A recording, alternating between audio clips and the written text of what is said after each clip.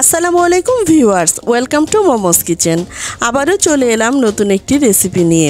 আমার আজকের রেসিপিতে থাকছে ভীষণ মজাদার ডিম দিয়ে ফুলকপি রান্না। চলছে শীতকাল আর এ সময়ে বাজারে পাওয়া যাচ্ছে সবার পছন্দের সবজি ফুলকপি।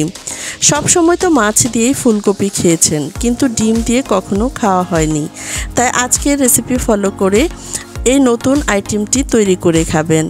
আজকের রেসিপির জন্য চুলায় একটি প্যান বসিয়ে দিলাম আর দিয়ে দিলাম 3 টেবিল চামচ মতো রান্নার তেল, দিয়ে দিলাম সামান্য পরিমাণ লবণ আর দিয়ে দিলাম সামান্য পরিমাণ হলুদের গুঁড়া।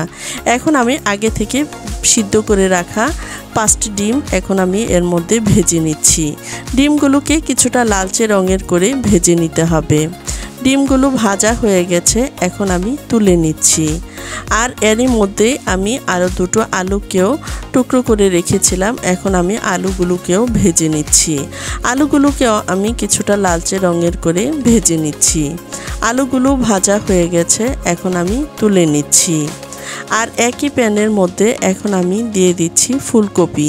এখানে আমি একটি মাঝারি সাইজের ফুলকপিকে টুকরো করে নিয়েছি আর ধুয়ে পরিষ্কার করে নিয়েছি। এখন আমি এগুলোকেও ভেজে নিচ্ছি।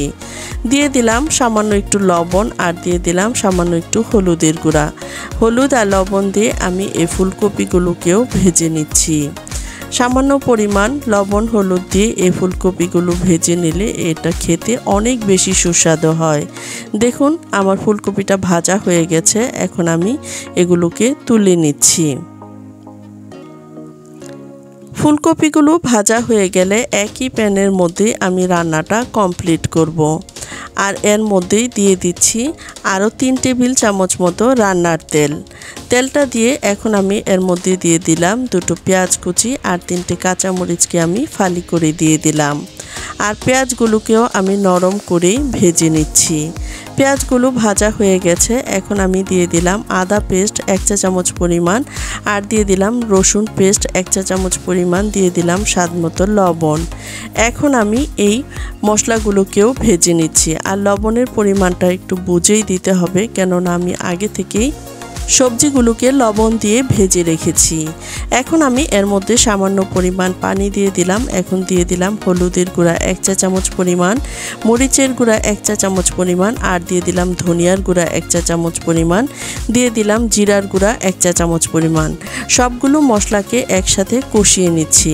প্রায় 4 থেকে 5 মিনিট সময়ের মতো কষানো হয়ে গেলে এখন আমি আগে থেকে ভেজে রাখা আলুগুলো দিয়ে দিলাম। আলুগুলো আমি মশলার সাথে মিশিয়ে নিলাম। এখন দিয়ে দিলাম ফুলকপিগুলো দিয়েও আমি মশলার সাথে কষিয়ে নিচ্ছি। এখন দিয়ে দিলাম একটি টমেটো, আর টমেটোটাকে আমি লম্বা করে ফালি করে দিয়ে দিলাম। আর এগুলো একসাথে আবারও ভালোভাবে মিশিয়ে নিচ্ছি। মেশানো হয়ে গেছে, এখন আমি ঢাকনা দিয়ে ঢেকে কিছুক্ষণ কষিয়ে নেব। প্রায় 4 থেকে 5 মিনিট সময়ের মতো কষিয়ে নিলাম। আর এর মধ্যে আমি আরও একবার নেড়ে দিয়েছি।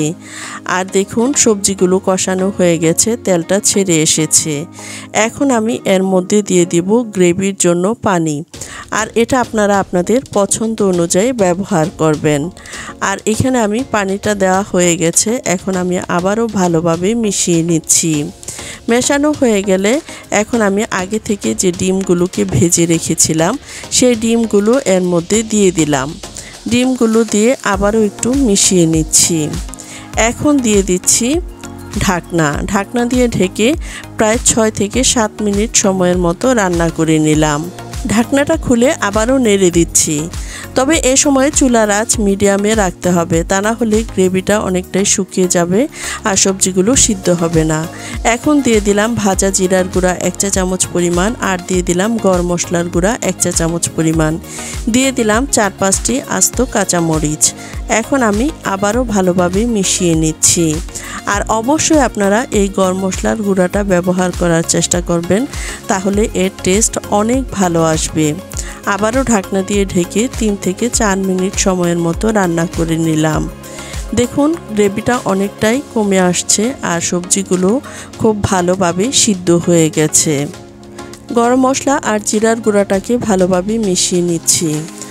আর দিয়ে দিচ্ছি ধনিয়া পাতা কুচি। এটা অপশনাল, এটা আপনাদের ভালো লাগলে দিতে পারেন, ভালো না লাগলে নাও দিতে পারেন।